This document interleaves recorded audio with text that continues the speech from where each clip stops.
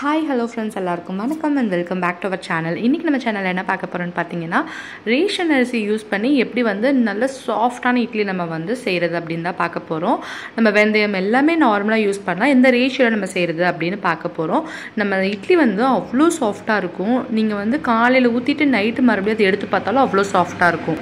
அதுதான் இந்த வீடியோவில் நம்ம எப்படி அப்படின்றத பார்க்க போகிறோம்.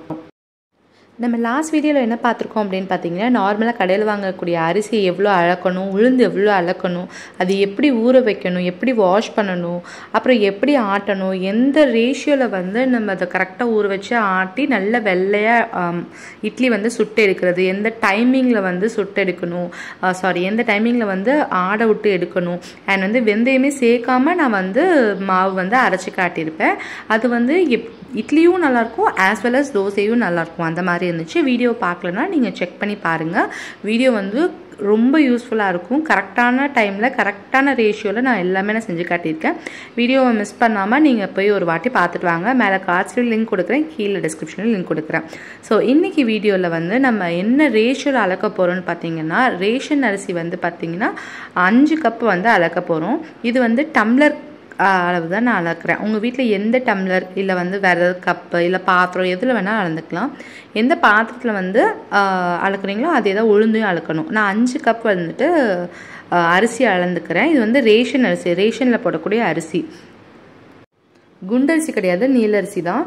ஸோ இந்த மாதிரி அரிசியை 5 கப் அளந்துட்டு அதை நல்லா வாஷ் பண்ணிடுங்க. 3 to 4 டைம்ஸ் நல்லா வாஷ் பண்ணிவிட்டு அதுக்கப்புறமா நம்ம ஊற வச்சுக்கலாம். அரிசி கழுவும் போது டேப் வாட்டர் யூஸ் பண்ணிக்கலாம். பட் ஆனால் நம்ம ஊற வைக்கும் போது நல்ல தண்ணியில் ஊற வைங்க.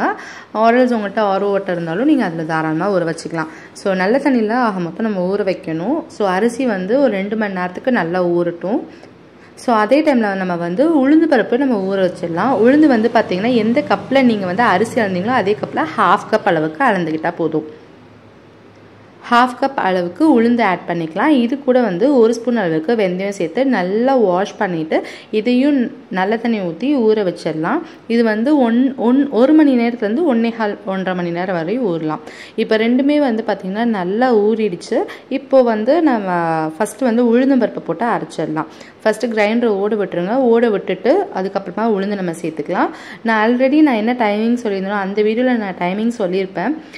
எவ்வளோ நேரம் உளுந்து ஓடினா போதும், எவ்வளோ நேரம் அரிசி ஓடினா போதும், அதே டைமிங் தான். நமக்கு ரேஷியோ மட்டும் தான் நமக்கு டிஃபர் ஆகும். ஓகே, ஸோ இந்த ரேஷியோவில் நம்ம அரைக்கும் போது நமக்கு ரேஷன் அரிசியில் இட்லி நல்லா வரும்.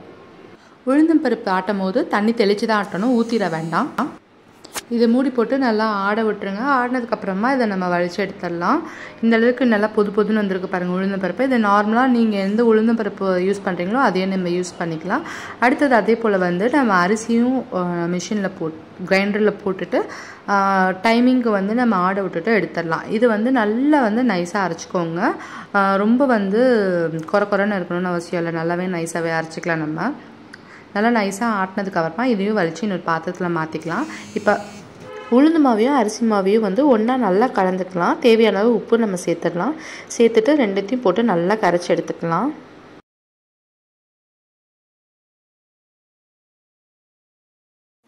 உளுந்து எந்த அளவுக்கு நல்லா ஆட்டி எடுக்கணுமோ அந்த அளவுக்கு இட்லி ரொம்பவே நல்லா சாஃப்டாக நல்லா பந்துன்னு சூப்பராக கிடைக்கும் நமக்கு. ஸோ உளுந்து டெக்ஸ்சர் பாருங்கள் எவ்வளோ சூப்பராக இருக்குன்னு. இதே போல் நீங்களும் ஆட்டி எடுக்கும்போது உங்களுக்கு இட்லி பர்ஃபெக்டாக கிடைக்கும். இது நல்லா கைகளால் வச்சு நல்லா கலந்து விட்டுக்கோங்க.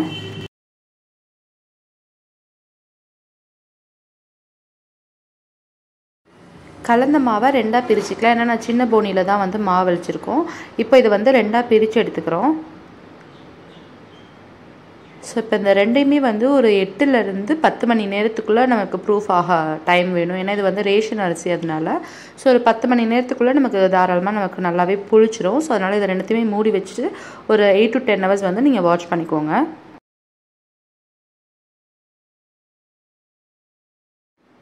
இப்போ பாருங்கள் நமக்கு கரெக்டாக 9.5 மணி நேரம் டைம் எடுத்துச்சு. நல்லா மாவு மேலே பொங்கி வந்திருக்கு. ஸோ இந்த மாவு வந்து நல்லா பொங்கிருக்கு. இப்போ நம்ம இட்லி தாராளமாக ஊற்றலாம். நீங்கள் ஃப்ரிட்ஜில் வச்சு ஊற்றுறனாலும் ஊற்றிக்கலாம்.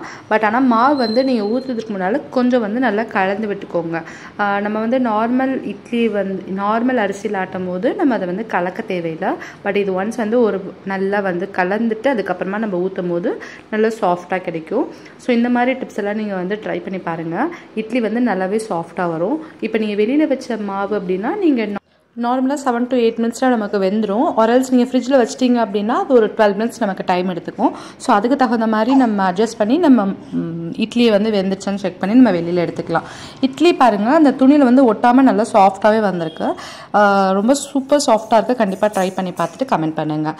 இப்போ பார்த்தீங்க அப்படின்னா அமேசானில் வந்து கிரேட் ஃப்ரீடம் ஃபெஸ்டிவல் அப்படின்னு சொல்லிட்டு ஓடிட்டுருக்கு. 50 to 80% வரைக்கும் ஆஃபர் நமக்கு போயிட்டுருக்கு. அதிகமாக ஃபேஷன் அண்ட் பியூட்டிக்கு கொடுக்குறாங்க. ஹோம் ஃபர்னிஷிங்க்கு வந்துட்டு அப் டு 70% ஆஃபர் வந்து நமக்கு போயிட்டுருக்கு. ஸோ மறக்காமல் நீங்கள் வந்து செக் பண்ணி நீங்கள் பர்ச்சேஸ் பண்ணிக்கோங்க. நான் வாங்கின பொருட்கள் எல்லாத்துக்குமே உங்களுக்கு நான் லிங்க் டிஸ்கிரிப்ஷன் பாக்ஸில் கொடுக்குறேன், செக் பண்ணிக்கோங்க. ஃபர்ஸ்ட் வந்து பார்த்தீங்கன்னா இந்த ஒரு காட்டன் குர்த்தா செட்டு வாங்கியிருக்கேன். ஆக்சுவலி அமேசானில் நான் பார்க்கும்போது இது ஃபுல்லாக எம்ப்ராய்டரி மாதிரி எனக்கு தோணுச்சு. பட் எனக்கு ப்ராடக்ட் வந்ததுக்கப்புறம் தான் தெரிஞ்சிச்சு இது ஃபுல்லாகவே பிரிண்ட் அப்படின்னு. உங்களுக்கு பார்க்கும்போது எப்படி தெரியுதுன்னு தெரியல. உங்களுக்கு நான் சைடில் வந்து பிக்சர் அட்டாச் பண்ணுறேன், அதை நீங்கள் செக் அவுட் பண்ணிக்கோங்க. இது வந்து சைட் ஸ்லிட்டும் பர்ஃபெக்டாக கொடுத்துருக்காங்க. அண்ட் கொஞ்சம் வந்து கரெக்டான ஒரு குர்த்தாவாக இருக்குது. அண்ட் வந்து ஒரு பலாசோ பேண்ட் வந்து கொடுத்துருக்காங்க. இந்த ஒரு பேட்டர்னில் கொடுத்துருக்காங்க. அதுவும் நல்லாயிருக்கு. இப்போ போடுறதுக்கு நல்லாயிருக்கு. ஒரு வேளை வந்து தண்ணியில் நம்ம போடுறதுக்கப்புறம் ஷ்ரிங்க் ஆகிறதுக்கு வாய்ப்பு இருக்குது. ஸோ அதனால் ஒன் சைஸ் நீங்கள் பிக்கராக எடுத்துக்கலாம். இது கூட வந்து ஒரு ஷால் கொடுக்குறாங்க. இந்த ஷால் வந்து ரொம்ப சாஃப்டாக இருக்குது. சில காட்டன் ஷூட்ஸ்லாம் பார்த்தோம்னா நமக்கு குத்துற மாதிரியெல்லாம் இருக்கும். பட் ஆனால் இது அப்படி இல்லை, நல்லா சாஃப்டாக இருக்குது. நல்லா பிரிண்டட் குர்த்தாவாக இருக்குது. ஒரு வேளை நமக்கு வந்து எம்ப்ராய்டரி கொடுத்துருந்தா அந்த மாதிரி இருந்திருக்கலாம். பட் இது ஃபுல்லாகவே வந்து பிரிண்டட் குர்த்தா தான். நமக்கு இந்த ஷால் போடும்போது தான் அந்த ஷூட் வந்து நமக்கு நல்லாவே ஃபுல்ஃபில் ஆகுது. ஷால் வந்து அவ்வளோ சாஃப்டாக இருக்குது. டோட்டல் ட்ரெஸ்ஸுமே ஃபுல்லாகவே சாஃப்டாக இருக்குது. பிடிச்சிருந்தா கீழே டிஸ்கிரிப்ஷனில் லிங்க் இருக்குது, நீங்கள் செக் பண்ணி பர்ச்சேஸ் பண்ணிக்கலாம். நெக்ஸ்ட்டு வந்து பார்த்தீங்கன்னா வேகாவோட பேடல் ஹேர் ப்ரஷ் தான். இது வந்து பார்த்திங்கன்னா நான் லாஸ்ட்டாக ஒரு 3 இயர்ஸாக இது யூஸ் பண்ணிகிட்ருக்கேன். இதுலேருந்து இன்னும் ஒரு இது கூட விழுகவே இல்லை. அந்த அளவுக்கு வந்து ரொம்பவே நல்லா சாஃப்டாகவும் இருக்குது, அதே சமயத்தில் நல்லா ஸ்ட்ராங்காகவும் இருக்குது. இது வந்து இப்போ அமேசானில் வந்து நமக்கு இருக்குது ப்ராடக்ட். அதனால வந்து உங்களுக்கு இதை வந்து உங்களுக்கு நான் காட்டுறேன். இது பிடிச்சிருந்துச்சு அப்படின்னா நீங்கள் பர்ச்சேஸ் பண்ணிக்கலாம். இது வந்து குழந்தைங்க இருக்க வீட்டிலலாம் ரொம்ப ரொம்ப யூஸ்ஃபுல்லாக இருக்கும். ஏன்னா குழந்தைங்களுக்குலாம் அதிகமாக முடி சிக்காகும். அவங்களுக்குலாம் ஈஸியாக வந்து நம்ம எடுத்து விடுறதுக்கு இந்த ஒரு பேடல் ப்ரஷ் வந்து ரொம்பவே ஹெல்ப்ஃபுல்லாக இருக்கும். அடுத்தது பார்த்தீங்கன்னா லிவான் சீரம்.